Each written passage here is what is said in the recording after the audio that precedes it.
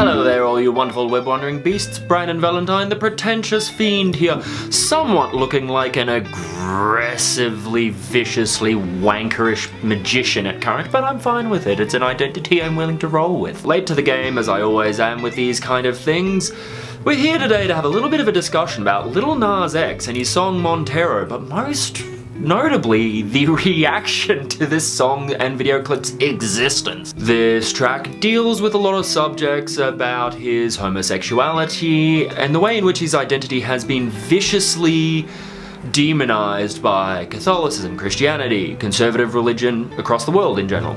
And this clip has some really openly visual representations of this, including him basically himself as the snake in the Garden of Eden, which is a pretty rocking representation if you ask me, and descending to hell on a stripper pole and giving an extremely sexual lap dance to the devil. His fucking face. There's even one point in the video clip where I think someone throws a butt plug at him in some sort of thou shall not throw the first stone kind of way. But of course, with anything that's going to deal with sexual identity, the LGBTQ community, and religion, there is of course going to be the predestined backlash from the right. We all knew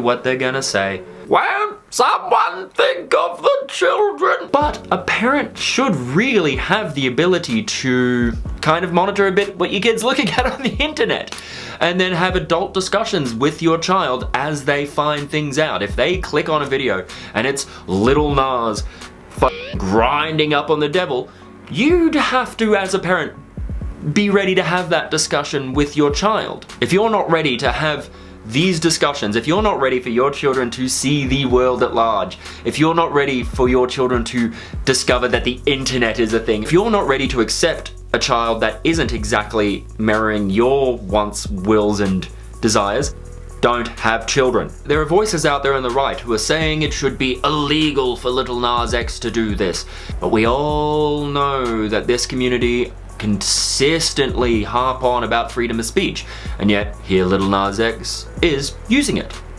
Just because it's not used the way you want it to be, you fucking hypocrite. Conservative outrage so fucking often is just bizarrely manufactured by these right-wing pundits and these right-wing mouthpieces.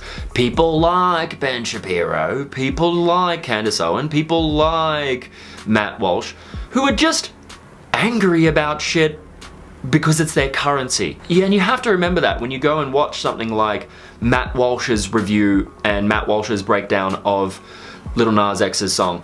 The majority of the criticism of this song lie in the realms of homophobia and racism, and that age-old argument of trying to align homosexual men with pedophilia. And it's shit like this that consistently brings up the discussion about how often the right and how often conservatives point at the left and go, you're all a bunch of triggered cucks. But the absolute proponent, the absolute voice of cancel culture across the board is consistently the right.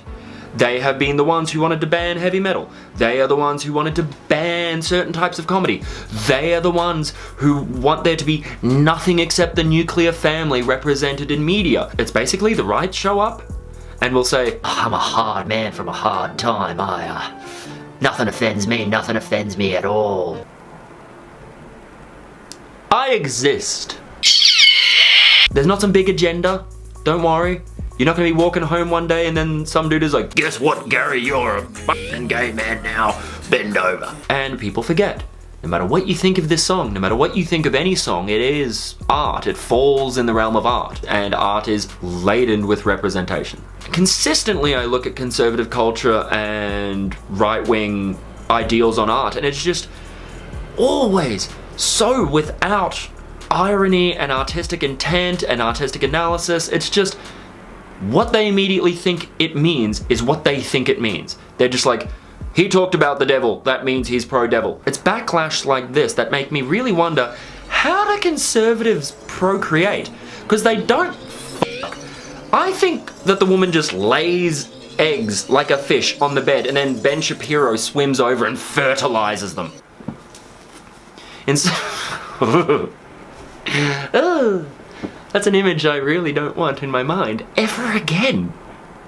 Fuck. Another thing people really forget when they discuss this, particularly religious people, is they have this very solid, stoic idea of what the devil is. But if you look at the history of the devil, and I do recommend you go watch a documentary on the history of the devil and where that comes from as a cultural idea, you will see that the devil takes very different forms in society over the centuries. Hell, in the 1800s, the devil took on this very naughty, playful kind of role in society where you could put that creature on the front of an absinthe bottle, this kind of anti-establishment symbol. And at the moment, at a time where we are going through a lot of social and cultural changes and trying to find where we are, especially members of certain disenfranchised communities, the devil becomes a representative of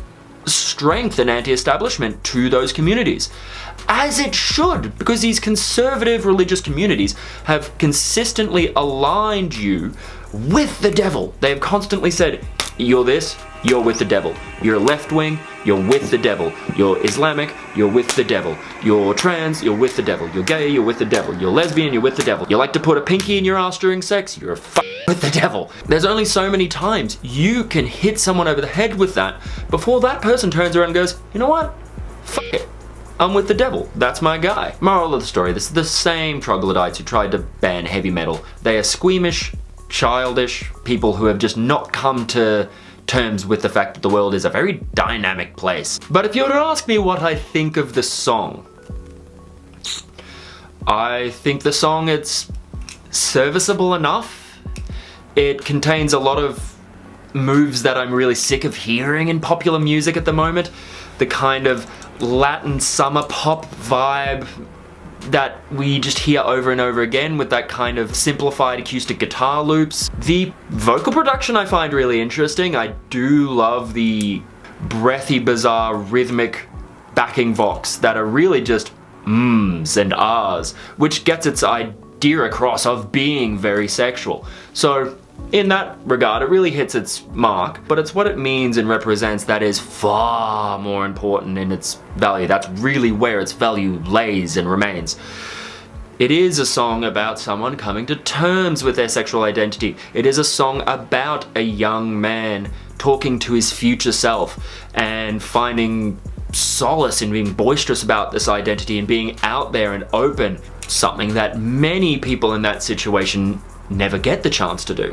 And there will be some people out there that this song is a safety net for. And for that, I have to f***ing applaud it. Brandon Valentine, the pretentious fiend here, and till next time, make sure you disregard society in its entirety, and for goodness sake, remain filthy.